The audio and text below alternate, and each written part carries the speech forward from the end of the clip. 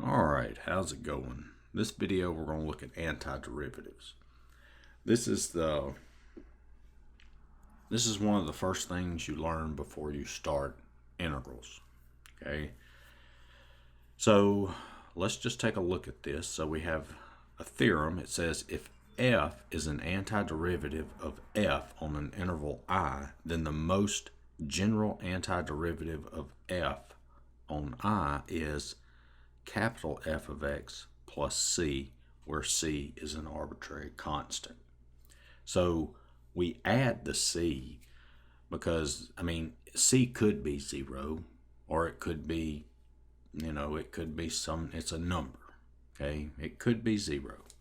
But I'll talk more about the c as we get through the lesson, because the c will come into play the more we get into the lesson. All right, so let's look. It says find the most general antiderivative of each of the following functions. So f of x is equal to sine x. So for this problem, this is going to give us f of x, and we'll write the capital F of x is negative cosine x plus c, and this is your answer. So how did we get that? Well, what we're looking for when we're looking for an antiderivative, we look at our function here, sine x, and we ask ourselves, what can we take the derivative of to get sine x? Well, we know the derivative of cosine is sine. The derivative of cosine is negative sine. But see, we need a positive, and that's where that negative comes from. So the derivative of cosine is negative sine, and then the negative and negative give us the positive. Okay? So that's what we're doing. And once you get past this section and get into the integrals, you're gonna have the formulas for the antiderivative of all the trig functions. Okay, you're gonna have a bunch of formulas that you're gonna have to memorize. All right, so what about this one? F of x equals 1 over x. All right, so what would we get here? Well, this one we're gonna have to look at this one. This one's a little more to it. Well, we know that if we take the derivative of natural log x, that's 1 over x. So we know on the interval, okay, 0 to infinity, okay, from 0 to infinity, the general antiderivative is natural log x plus c. All right. And then if you remember, and I know this was a while back when you learned this, but you also should have learned, let me write that a little bit different. The derivative of natural log absolute value of x with respect to x is equal to 1 over x. Okay? But now remember, that was for all x not equal to 0. Okay? You couldn't use 0.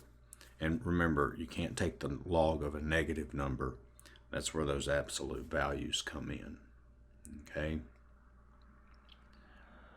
All right, so this right here, okay, the general antiderivative would be the natural log absolute value of x plus c. That's on the interval from negative infinity to 0 and 0 to infinity. All right. Now, so So how could we write the general derivative? Okay, well, that would be capital F of x is equal to, and we're going to write this as a piecewise function, so that would be the natural log of x plus, and we'll say, call that C1, and that is if x is greater than 0, and then the natural log of negative x plus, call that C2, if x is less than 0. This would be your general antiderivative. Now, you've dealt with this before when you were doing limits, okay? When you dealt with limits. Remember, the absolute value function, if you have the absolute value of x, that is equal to x if x is greater than or equal to 0, and negative x if x is less than 0. Okay, remember that, because if you take the absolute value of 5 and we use this function here, well, you can see x is positive, so we plug the 5 in for x, that equals 5. If you do the absolute value of negative 5, x is less than 0, so it's negative, so we plug the negative 5 in for x, so we write the negative down, and then in the place of x, we put negative 5, which gives us positive 5. And that's the same concept here, okay? Because if x is less than 0, say x is negative 5, we plug negative 5 in for x, the negative and negative will give us the positive. All right? All right, so let's look at this one. So what would this be? F of x equals x to the n.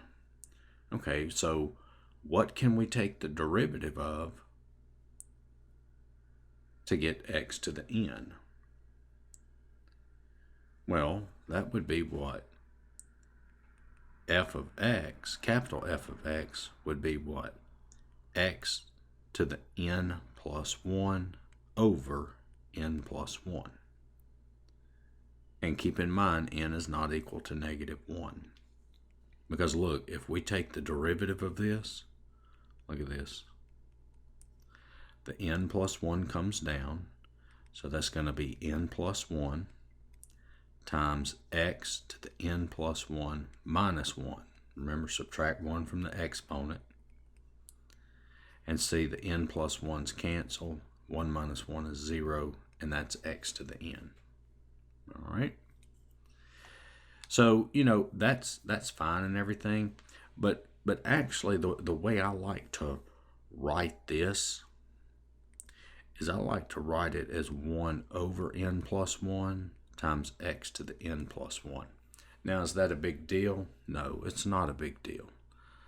But the way that I like to look at finding the antiderivative is I like looking at this as the reciprocal of this exponent here, and I'll explain that in another example, how it makes it a little easier to see that. It makes the algebra easier. I'm not the algebra, but the arithmetic easier. Okay, so yeah, so this right here, this would be your I'm sorry. Look what I did. I forgot plus c. That's a big no-no. Okay, so either way you write it, like this or like this, it's not going to matter. Okay, either way is fine. All right. So now we have a table of anti-differentiation formulas, and I'll go ahead and tell you now, memorize them. Okay, you need to memorize them. So this one just says that, if this is our function, then the particular antiderivative is just that constant there times the antiderivative of little f of x. This just means you can take the antiderivative of each function individually. You solve this one, and then, here's the other ones. You just have to memorize them. That's all there is to it. You got to memorize them. I'm not going to go through all of them. And notice the table here. It says here's your function and here's the particular antiderivative. Okay. If we were going to find the general derivative, then we would add a plus c on the end. So we would add a plus c on the end of them. But this table is just the particular antiderivative. They don't add the constant. But you will learn when you're doing antiderivatives, you have to add that constant. You add that plus c. I have students all the time when they're taking their test on integrals. They'll get all the integrals right. They'll answer every one of them right, and there may be 7 or 8 problems like that on the test, and they'll leave that plus c off on every one of them, and it's -1 on each problem. Okay, so if you got 7 or 8 problems, that's 8 points. So make sure you put that plus c there. All right, so what about this one? Find all functions g such that g prime of x is equal to 4 sine x plus 2x to the 5th minus square root of x over x. All right, so in this one, notice here, before we've been using, like, they would give us little f of x, and we would write our antiderivative as capital F of x. Well, in this problem, they give us g prime, okay? And they want us to find the antiderivative. So the way that we would denote this is with g of x, all right? So I'm not going to find the antiderivative just yet because I have to do a little bit with this. Okay, because we don't know what the antiderivative of this is. We know what the antiderivative is of x raised to a power, don't we? All right, so let's see if we can rewrite this. So this is going to be g prime of x is equal to 4 sine x plus 2x to the 5th over x minus, and I'm going to write this as x to the 1/2 over x.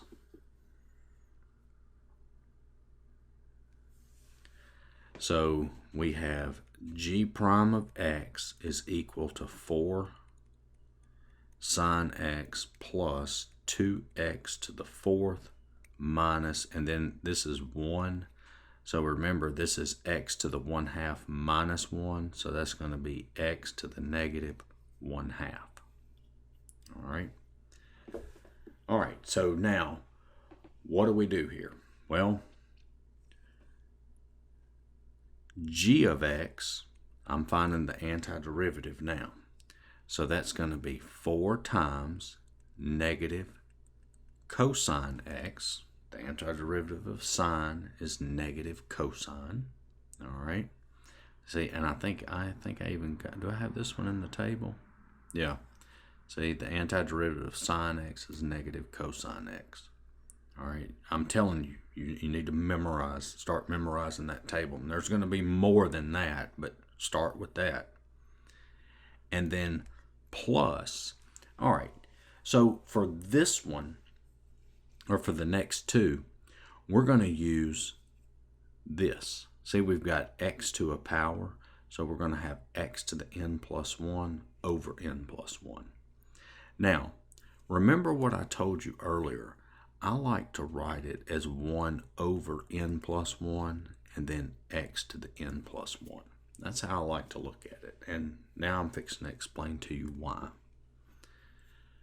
All right, so let's write down the 2. Now let's look at the x to the 4th.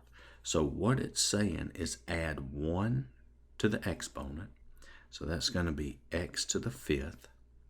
And then multiply by the reciprocal of the new exponent. See, this is 1 over the exponent. So that's going to be times 1/5. All right.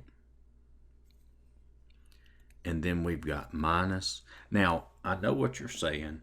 Well, why couldn't I just do it like this? 2x to the fifth, and then put the 5 down there. When we had it in like this. And look, this is not a big deal. It's just you'll see on this next one. All right, so why can't I just take the exponent and put it underneath like this? Well, you can. But let me show you. Let me show you why I like doing it like this. So this is going to be x add 1. Okay, so if you're taking notes, don't write this down just yet. So I'm going to add 1 to the exponent, so that's x to the 1/2. And then look, if you did this one right here, then you would put the 1/2 right there. All right, and I know you're in calculus, and it's not that big of a deal to simplify that. But let me show you how easier it is when you look at it like I'm showing you here. All right, so I add 1 to the exponent, and so that's my new exponent 1/2. And then remember, what did I say do? Multiply by the reciprocal of the new exponent. Well, what's the reciprocal? 2. You see how that's a little easier? Okay, I know it's not that big of a deal, but it does make it easier to do. And then don't forget our plus c. And so I get g of x is equal to -4 cosine x plus 2/5 x to the 5th minus 2, and then I guess we can change that to square root of x. And there's your answer right there. All right. So hopefully all this is making sense. And let me say another thing. You see, before we took the antiderivative, how we had to rewrite this thing, this part right here, had to split it up. Well, get used to that. That's what integrals are, a lot of that. Rewriting things so you can take the antiderivative. All right, so let's look at this one. All right, so we have f prime of x is equal to e to the x plus 20 times 1 plus x squared to the -1. All right, so I need the antiderivative. Well, the antiderivative of e to the x is just e to the x. That's easy. But what about this part over here? That 1 plus x squared to the -1. Well, let's come back up here to this table and see something. Do you see it right now? Do you see it? Look at this right here.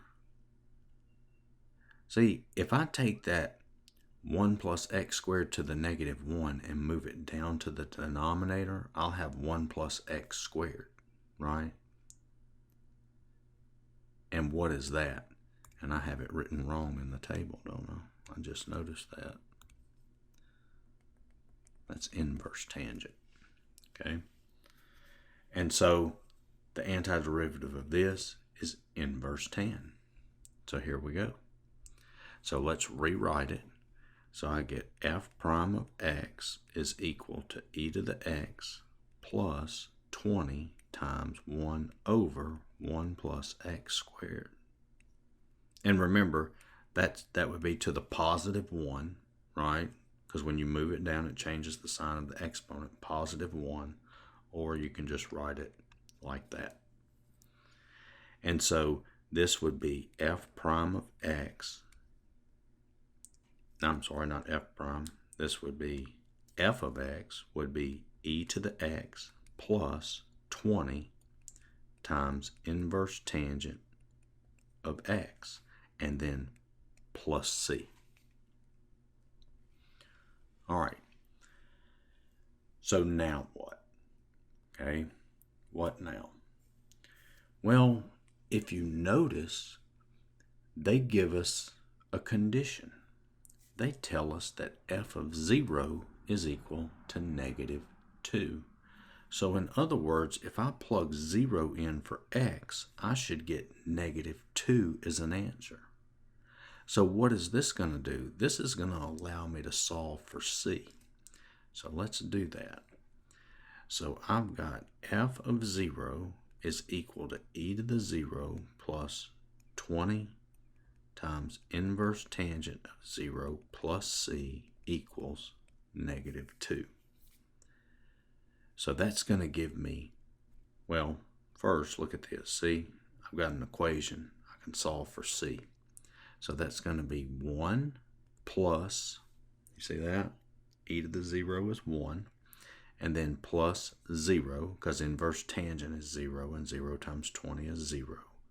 Plus c equals -2. So c is -3. And so now we just take the -3, plug it in here.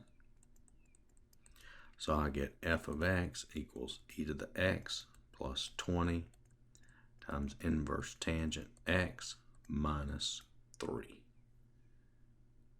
And there's your answer. All right. All right, now let's look at another one. All right, so this is similar. It's just we've got what? We've got f double prime. They give us f double prime. And they tell us that f of 0 is equal to 4 and f of 1 is equal to 1.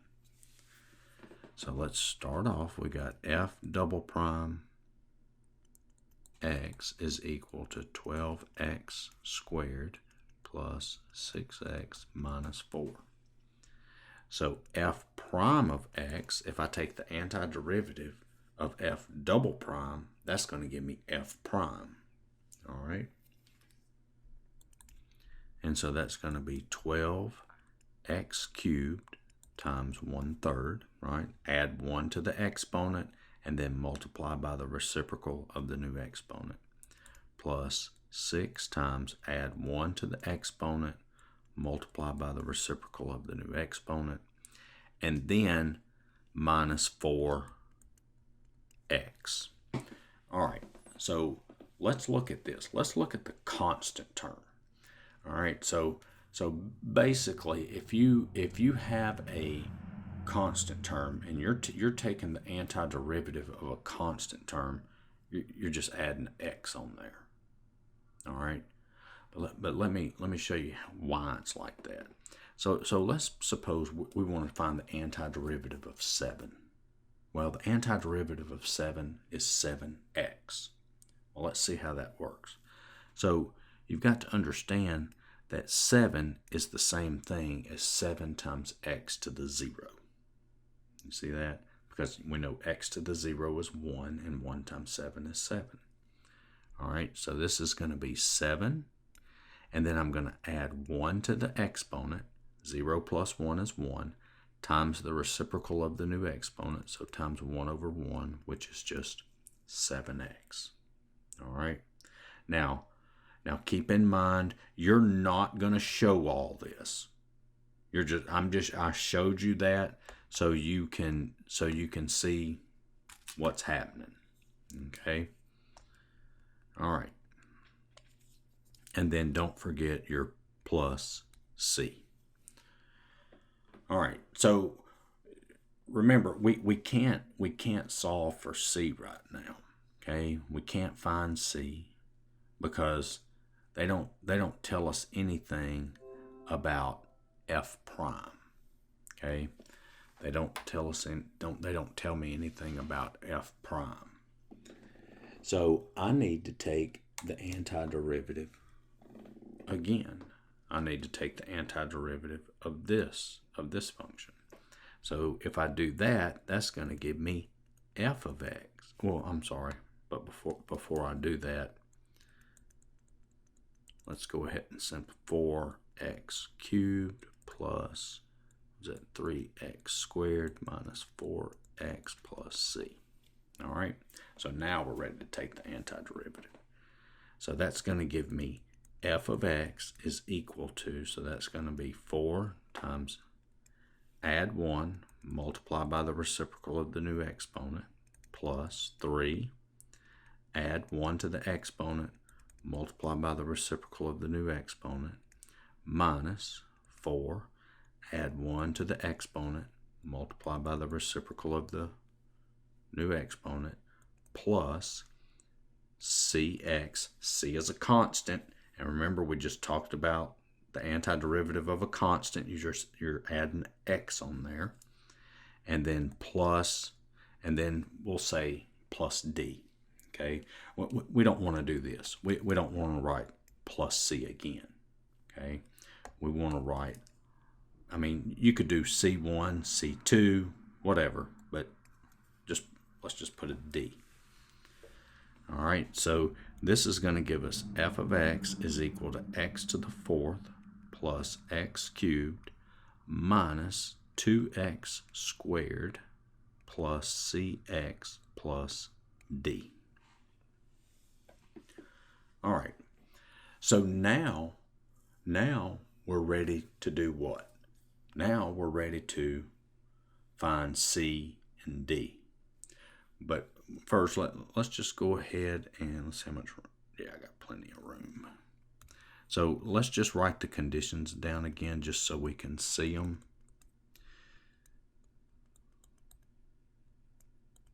Okay, so that's I just copied these down there so we could see them.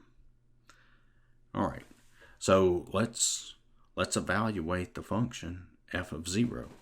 So we have f of 0 is equal to 0 to the 4th plus 0 cubed minus 2 times 0 squared plus c times 0 plus d equals 4. And so do you see, this tells us that d is equal to 4. All right? I mean, all that goes to 0, and we're just left with d equals 4. Now we have f of 1 is equal to, so I'm going to plug the 1 into here. So that's going to be 1 to the 4th plus 1 cubed minus 2 times 1 squared plus c times 1 plus d, which we found d to be 4, equals 1. All right. So what does this give us?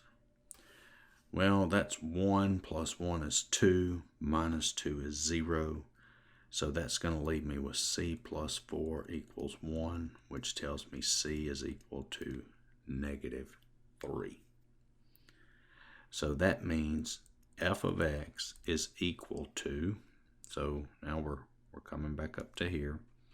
That's x to the 4th plus x cubed minus 2x squared minus 3x plus 4. So I took the -3, plugged it in for c. That's my -3x, and the 4 in for d.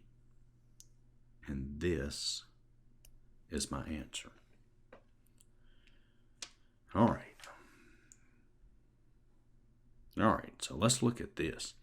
It says the graph of a function f is given. Make a rough sketch of an antiderivative capital F given capital F of 0 is equal to 2. All right. So basically what we have here is we have the graph of the derivative, and they want to know what the graph of the function looks like. All right, so we should be able to do that pretty easy, shouldn't we? So let's line these up the best we can. Let's see, 1, 2, 3, 4. We'll just put that. So 1, 2, 3, 4. All right, so I know that, let's do this. So I know I have a point here because up here it tells me capital F of 0 is equal to 2. Okay, and this is the graph we're doing here. We're doing capital F of x. We're doing that graph here. So I know that this thing is decreasing until I get to 1. All right, and then it's going to start increasing. Now, how do I know that? Well, you remember back when you learned how to graph functions. Okay. Remember, when you took the derivative and you found your critical numbers, and then you did those test points in the different regions, if the derivative was negative, that meant the function was decreasing. If the derivative was positive, that meant the function was increasing. And then remember, whenever the first derivative equaled 0, you could have a local max or min there. Okay, it wasn't guaranteed that you would, but you could have one there. All right. All right. So we have, well, this is 0 here. So and notice also at 1 it changes. The derivative is positive, and it's positive all the way until we get to 3. So that means this thing is going to be increasing all the way to 3. Because see, from 1 to 3, the derivative's positive. It's above the x-axis. So that means capital F is increasing. But then once it hits 3, it does what? It's negative, so the derivative is negative, so it starts decreasing. See that? It starts decreasing. Now let me see if I can draw this a little better.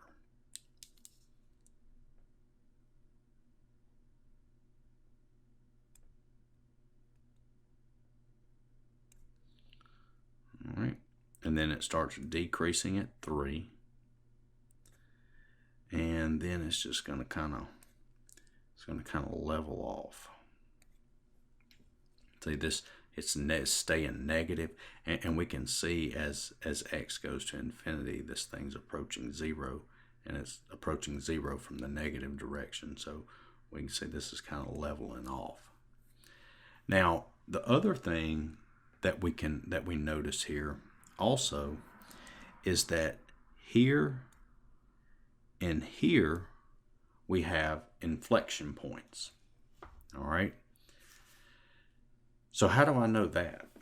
Well, look at this. Do you see how the derivative, the first derivative, is increasing? You see that, how it's increasing? And then here it starts decreasing. See that? All the way to 4. And then it starts increasing again. See that? So what exactly does that mean? Well, if this is decreasing, okay, we're looking at the derivative function. If this is increasing, then that means the second derivative is positive right here. And then see where it starts decreasing? That means the second derivative would be negative, right? And remember, when it changes from positive to negative, or from negative to positive, you have inflection points. And so we have inflection points at 2 and 4. And so this is a rough sketch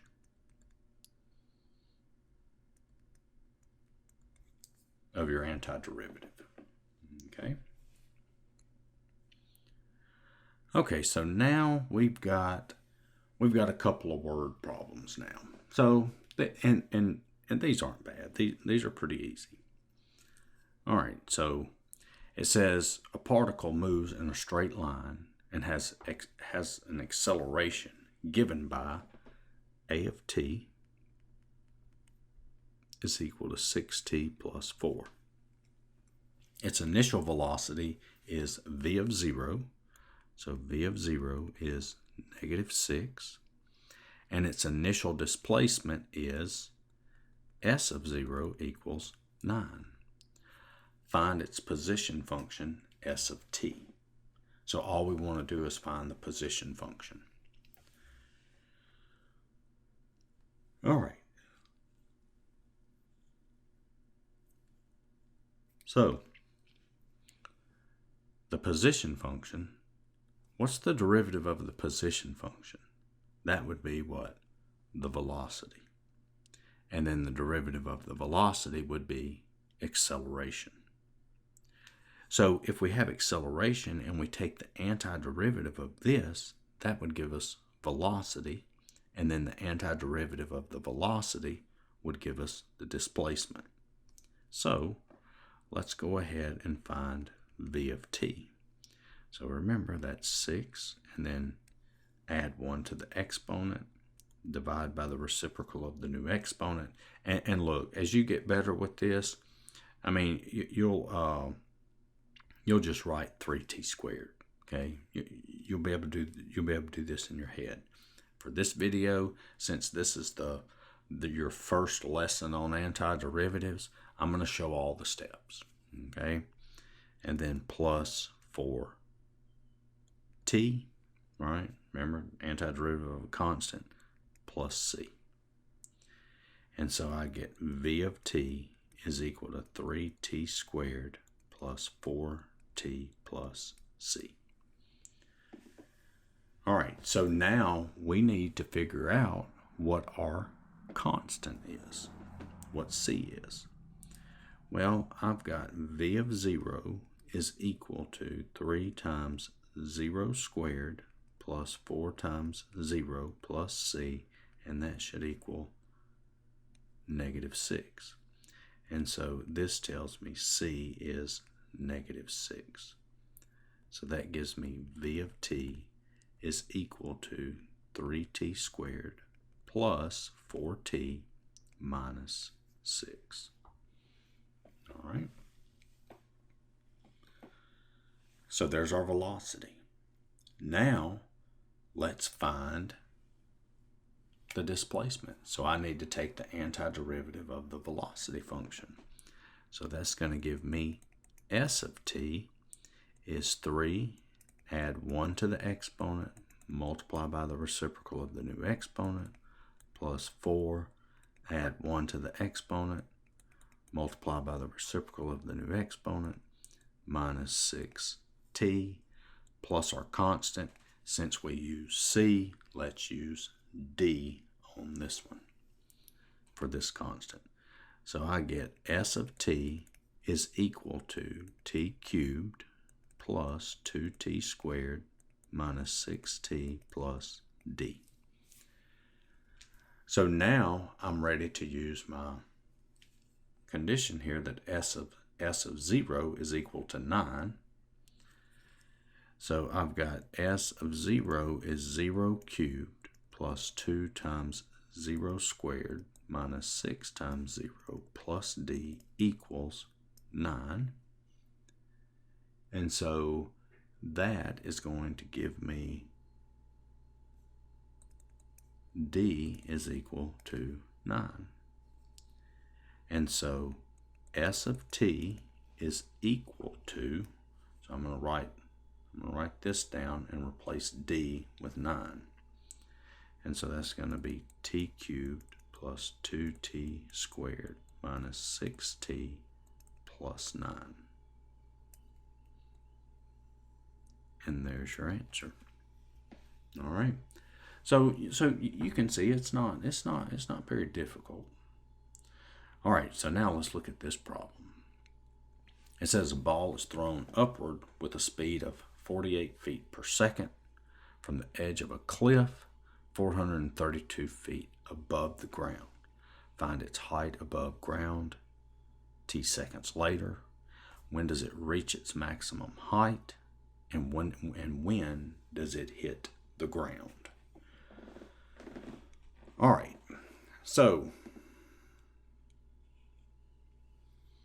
how can we do this? So they don't give us they don't give us anything, do they? Not like the other problem. They didn't give us anything. So let's see what we can come up with. Well, they don't give us the acceleration like they do in this problem. See, in this problem, they said, here's your acceleration. In this one, they don't. But we know that the acceleration due to gravity is negative 32 feet per second squared when we're in feet. Okay. Now, what would it be if you're in meters? Do we know that? Negative 9.8 meters per second squared. Okay. All right, so let's look at this. So we've got our acceleration, and so all we're going to have to do is take the antiderivative of this. Okay, take the antiderivative of this, and that'll give us the velocity. So that's negative 32t plus c. Uh-oh, what happened? What happened here? Well, we've got our velocity function, but what about the constant? What is c? It doesn't give me anything like it does up here. It doesn't tell me anything of what the velocity equals or the displacement. Well, let's read and see what it says. It says a ball is thrown upward with a speed of 48 feet per second. Or you could read that as a ball is thrown upward with an initial velocity of 48 feet per second. So that right there tells us v of 0 is 48